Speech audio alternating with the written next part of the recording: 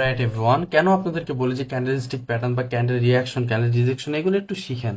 এই জন্য বলা হয়, কারণ এরকম স্নাইপার মুভগুলো আপনারা ধরতে পারবেন যদি ক্যান্ডেলস্টিক প্যাটার্নগুলো আপনাদের জানা থাকে। দেখেন, এখানে মার্কেট একটা উইকের ভিতরে বা একটা জোনের ভিতরে কয়টা উইক দিছে? তিনটা উইক দিছে, ঠিক আছে, একই জায়গাতে।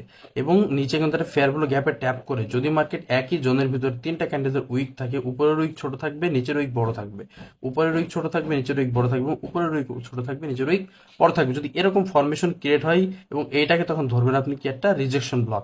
ইন ফিউচারে মার্কেট যখনই এই লেভেলে আসবে তখন কিন্তু এখান থেকে আপনারা একটা বাইং বা সেলিং প্ল্যান করতে পারেন। ওকে, দেখেন মার্কেট এখানে কি করছে, অনেকটা নিচে আসার পর মার্কেট এখানে লিকুইডিটি সুইপ করছে, এমএসএস করছে, করার পরে ফেয়ার ব্লো গ্যাপে মার্কেট কি ট্যাপ করছে।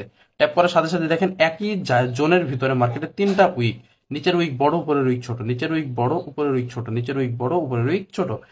এই যে জোনটা, এই জোনটাকে ধরবেন কি রিজেকশন ব্লক। এন্ড ইন ফিউচারে মার্কেট যখন এই জোনে আসবে এখান থেকে কিন্তু আপনারা ডিরেক্টলি বাইং করতে পারেন। ওকে, সো দেখেন আমরা কিন্তু এখানে আসছে, মার্কেট এখানে বাইং করছে, নিচে স্টপ লস দিছে এবং উপরে গিয়ে কিন্তু আমাদের টিপি হিট এসএল দেবেন রিজেকশন ব্লকের নিচে। সো এরকম এন্ট্রি আরো পেতে আমাদের চ্যানেলটাকে ফলো করে রাখুন। তারা